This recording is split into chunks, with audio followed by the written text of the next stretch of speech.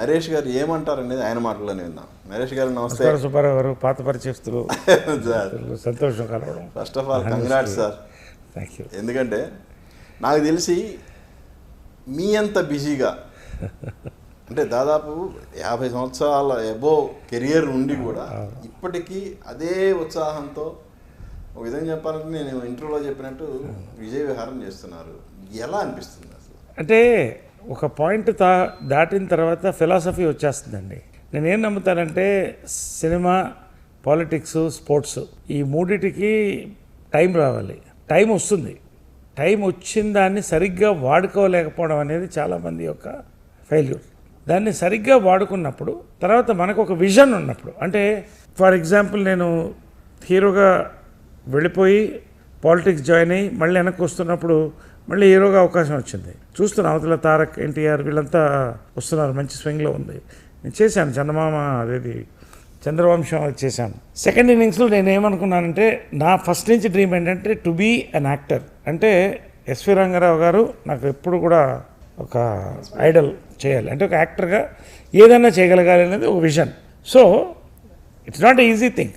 నాకు hero time కంటే ఇప్పుడు ఎక్కువ ఎంజాయ్ చేస్తున్నాను. ఇప్పుడు హీరోగా చేస్తున్నాను, మళ్ళీ వరుసగా లీడ్ రోల్స్ చేస్తున్నాను కంటిన్యూస్గా.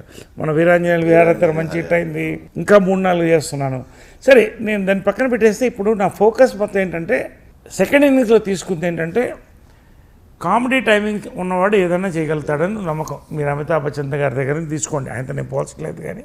కాబట్టి ఈ యొక్క సెకండ్ ఇన్నింగ్స్లో ఏదైనా చేయగలగాలి మనం అనేది ఆ అవకాశం నాకు వచ్చింది, అది నేను వాడుకున్నాను. ఇవాళ నా సక్సెస్కి మెయిన్ కారణం ఏంటంటే నన్ను సక్సెస్ చేసిన అందరు దర్శకులు, అవకాశం ఇచ్చిన నిర్మాతలతో పాటుగా యంగ్ జనరేషన్లో ప్రతి డైరెక్టర్ నరేష్ గారు మాకు ఖచ్చితంగా కావాలని ప్రొడ్యూసర్ అడగడం అనేది ఇంతకన్నా నేషనల్ అవార్డు, ఇంతకన్నా పెద్ద అవార్డు అనుకోవడం వేరు, నరేష్ కోసం ప్రత్యేకంగా క్యారెక్టర్స్ క్రియేట్ చేయడం.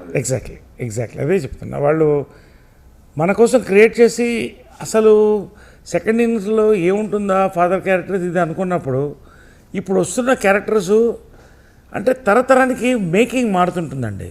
తర్వాత ప్రజల యొక్క సొసైటీ యొక్క నార్మ్స్ ఇవన్నీ మారుతుంటాయి.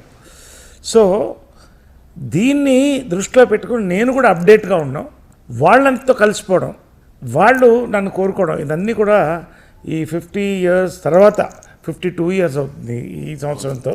52 years నాకే అనిపిస్తుంది. ఇంకా అంటే నాకు ఎలా ఉందంటే ఇప్పుడు చాలా టైం కనిపిస్తుంది, ముందు టైం తక్కువ ఉంది అనిపిస్తుంది, విచిత్రంగా ఉంది. బట్ నేను అదే ఎప్పుడు కొటేషన్ చెప్తా, హెల్త్ ఈజ్ వెల్త్ అంటారు, కరెక్ట్. అది being healthy is as important as being wealthy. So ఇవన్నీ కీపప్ చేయగలిగితే అంటే సరే, అప్డేటెడ్ పర్ఫార్మెన్సెస్, బోల్డ్ డెసిషన్స్, గుడ్ పిఆర్ స్తంభాలు చెప్తున్నా, and health, good health, fitness, దేనికైనా స్ట్రైకింగ్ రీచ్, ఎటువంటి క్యారెక్టర్, ఈ 4 స్తంభాలు ఉంటే ఎవరైనా సక్సెస్ అవ్వచ్చు.